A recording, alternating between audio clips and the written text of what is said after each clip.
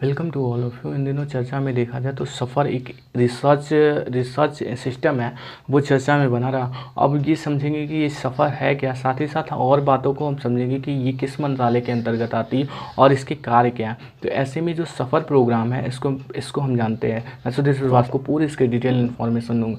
अब सफ़र जो है ये हमारी जो पृथ्वी विज्ञान मंत्रालय है उसी की, भारत सरकार की जो पृथ्वी विज्ञान, उसी की राष्ट्रीय पहल है। अब हम समझते हैं सफ़र का अर्थ क्या, मीनिंग क्या होती है। तो सफ़र जो होती है system of air quality and weathering forecasting and research होती है। अर्थात ये वायु की गुणवत्ता हो गई और मौसम पूर्वानुमान के लिए एक अनुसंधान प्रणाली है जिसके द्वारा हम रिसर्च करते हैं। तो इसने अभी क्या किया, जल्दी रिसर्च किया और इसके रिसर्च के अंतर्गत जो है महानगर शहर लिए जाते हैं और उस महानगर क्षेत्रों में क्या होता है कि वायु की गुणवत्ता क्या है और प्रदूषक तत्वों का लेवल क्या है, साथ ही साथ मौसम की स्थिति क्या है, इसका भी हम पूर्वानुमान लगाते हैं।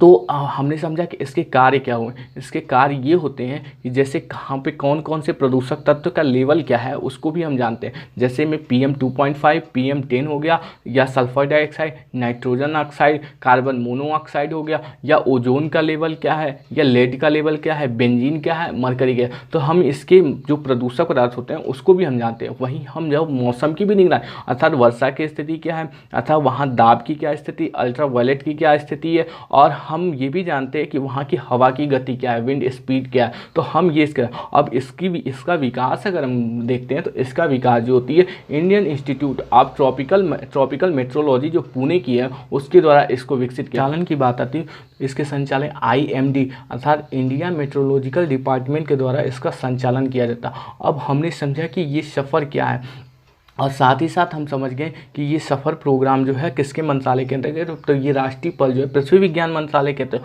और इसका विकास जो आपने से IITM के द्वारा किया जाता है। वहीं अगर देखा जाए इसका संचालन जो हो गए IMD के द्वारा किया जाता है।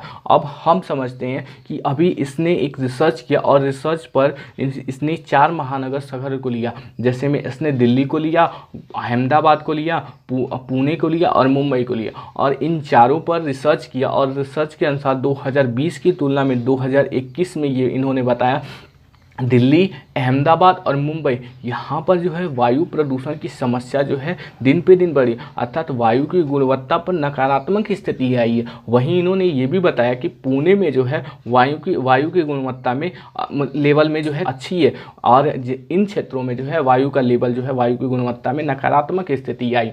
ये अब हमें समझ में आ गया कि इन क्षेत्रों में क्या स्थिति थी। अब हम समझेंगे कि किस आधार पर हम इसको पहचान करते हैं। तो देखिए एयर क्वालिटी इंडेक्स, आप परिचित होंगे एयर क्वालिटी इंडेक्स अर्थात AQI। अब ये क्या करती है कि एक गवर्नमेंट की एजेंसी होती है जो क्या करती है कि मेजरमेंट करती है, एयर क्वालिटी को मेजरमेंट करे, और ये डे टू डे करती है। और ये रिगार्डिंग जो होती है इससे क्या होता है कि इससे आपके स्वास्थ्य पर और मानव के स्वास्थ्य पर और हमारी जो इन्वायरमेंट हो अर्थात इकोसिस्टम है उससे बुरी तरह प्रभावित ना हो, बल्कि हम उसको जानें। तो अब हमने समझ लिया कि ये क्या चीज़ है। अब हम ये जानते हैं कि ये एयर क्वालिटी इंडेक्स होती है, इसमें 8 प्रदूषक तत्व आते हैं। अब 8 प्रदूषक तत्व जो होते हैं उसमें ओजोन आता है, PM2.5, PM10 आता है, सल्फर डाइऑक्साइड होता है, carbon monoxide, nitrogen dioxide, ammonia और लेड, ऐसे 8 जो आते हैं प्रदूषक तत्व आते हैं।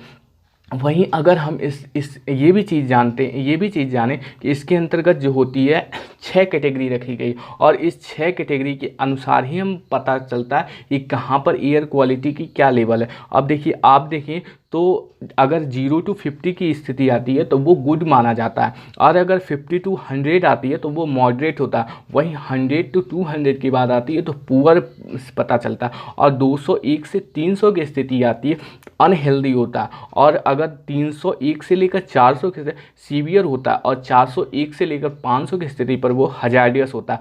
अब हम देखिए अभी हम क्या करते हैं, अभी हम लखनऊ की स्थिति को देखते हैं। अब आप लखनऊ सर्च करिए, ये देखिए लखनऊ सर्च हुआ और लखनऊ के बाद हम गोमती नगर की स्थिति देखते हैं। अभी प्रेजेंट टाइम में आप देखिए वहाँ पर air quality in Gomti Nagar जो है रियल टाइम एयर इंडेक्स अगर देखते हैं और एयर पॉल्यूशन का लेवल देखते हैं तो 182 दे रहा, अर्थात कि पुअर चला। वहीं प्राइमरी पॉल्यूटेंट की बात करता है तो 151 और किसका है, PM10 का। अब हम देखिए PM2 अब कौन कौन से प्रदूषक तत्व हैं, सबसे ज़्यादा प्राइमरी में अगर देखा जाए तो इसमें PM10 चल रहा। और वहीं अगर देखें तो PM2.5 की स्थिति देख लीजिए, PM10 की स्थिति और सल्फर डाइऑक्साइड की, वहीं कार्बन मोनोऑक्साइड की, ओजोन की स्थिति क्या, और आप अगर देखें नाइट्रोजन डाइऑक्साइड की। और वहाँ पे वेदर की कंडीशन क्या है, विंड स्पीड क्या, अल्ट्रा वायलेट इंडेक्स क्या, और वहाँ पे प्रेशर क्या, और सनराइज की आप लोकल टाइम भी देख लीजिए 11:41 की स्थिति है इस टाइम 11:41 की। और वहीं अगर आप देखें तो सनराइज कब हुआ था, सनसेट की।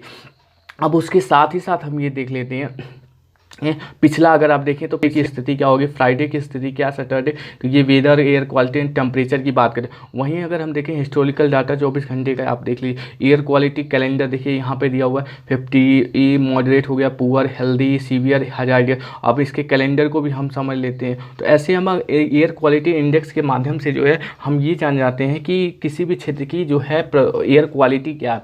तो आज हमने एयर क्वालिटी को समझा और सफ़र कर। आप इस प्रश्नों के हमें उत्तर दीजिए।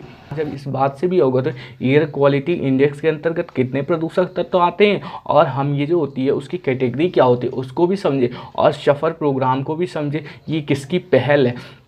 अब आप ऐसे प्रश्न जो पूछे जाते हैं, आप ऐसे प्रश्न के उत्तर हमें दीजिएगा। और I hope everyone like to be this video and everyone who has seen to be this video like and subscribe. जय हिंद, जय भारत।